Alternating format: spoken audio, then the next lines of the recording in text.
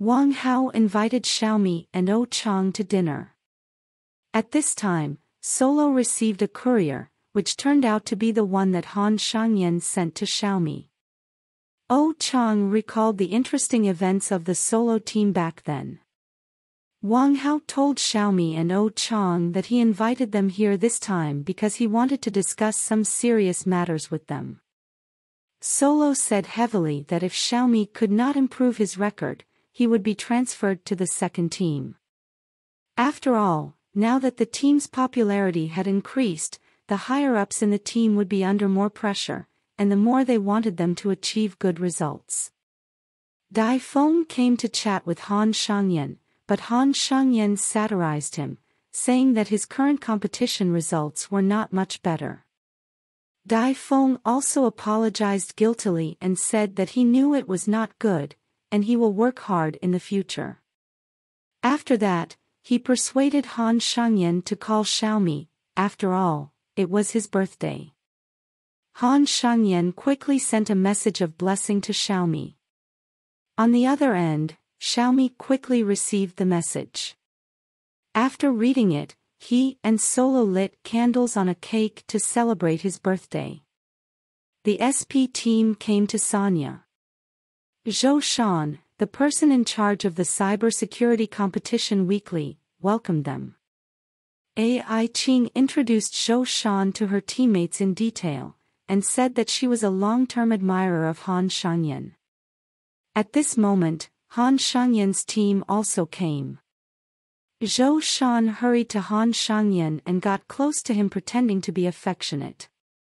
When Han Shangyan entered the hotel, Zhou Shan chattered and told Han Shangyan that she was in charge of receiving him this time. But it seemed that Han Shangyan really didn't want to talk to her. Mr. Xiang and the others came to a restaurant, and Mr. Xiang handed over the event schedule to Han Shangyan, but Han Shangyan lost his temper immediately after reading it. After all, Mr. Xiang added too much play process in it. How could his team members be trained well? In the dormitory, Tong Nian silently counted the watch, and finally it was time to rest. She immediately took out her mobile phone very excitedly, and sent a message to Han Shangyan, saying that it was time for the two to bond. Tong Nian suggested, how about she make a video call with Han Shangyan, so that he doesn't have to type and won't waste his time. Han Shangyan set up the computer, while Tong Nian non-stop prepared a beautiful dress, sat in front of the computer happily and nervously, and the two finally talked. Han Shangyan said that he wanted to watch the video of the game, and Tong Nian said that he should go to work, as long as she can see him on the computer. Soon, Zhou Shan came to Han Shangyan's room in her pajamas, broke in without any explanation, and started talking to Han Shangyan. As soon as Tong Nian saw the woman in the video, she immediately became angry, saying who was that woman, but Han Shangyan had no time to take care of Tong Nian, because he was busy dealing with Zhou Shan. Tong Nian couldn't take it anymore, so she called Han Shangyan directly. At this time, Han Shangyan had to rush Zhou Shan out of the room again, but Zhou Shan came back narcissistically, and sat down on his bed. Zhou Shan said that whether Han Shangyan wanted to know about Xiaomi. Xiaomi did not perform well abroad last time, and now he would be transferred to the second team by the SP team. Maybe he would never have the chance to win the international championship again. Han Shangyan couldn't stand up with Zhou Shan's harassment anymore, so he wrapped her up in a bed sheet and sent her out the door. When Shenzhe and the others came to the door of Han Shangyan, they found Zhou Shan who was packed tightly, and they immediately thought it was funny. Han Shangyan asked them again, asking how to please girls. After all, he had already offended Tong Nian just now. Han Shangyan felt that it was best for him to bring Tong Nian to Sanya, so as to better avoid misunderstandings in the future. Shenzhe and the others immediately taught him to use a mobile phone app to book a flight ticket to Sanya for Tong Nian. Tong Nian was very happy when she received the news that the ticket had been successfully booked, and made a phone call with Han Shangyan. But she asked again, who was the woman who appeared in the video earlier?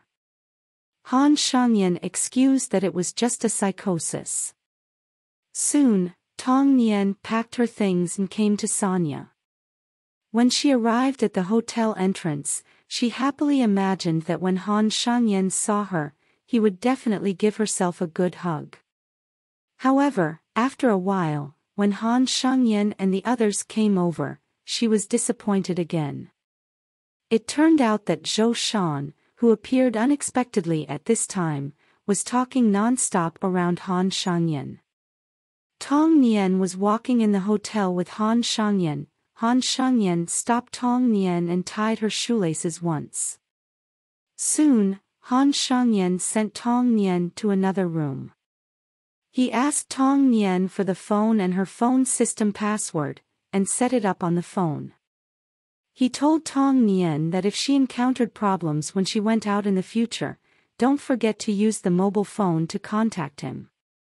The next day, Han Shangyan took Tong Nian to the door of a meeting room, handed her a work ID, and said that he was going to have a meeting. During that time, she could use the work ID to walk around the hotel and have fun herself. Tong Nian met Ai Qing, and Ai Qing found that her identity was not written on her work card, so she would not be able to move around, and suggested that she should write down that she was a family member of Han Shangyan. This made Tong Nian blush immediately after hearing this. Ai Qing and Tong Nian came to the restaurant, and Ai Qing was surprised to say that the age gap between Tong Nian and Han Shangyan was really quite big. Tong Nian asked again, what was Han Shangyan like before? Ai Qing told her that Han Shangyan was very popular with girls back then, but unfortunately he was not emotional, and even got a nickname called Wan Renjan, which originally meant to cut off everyone's fascination with him.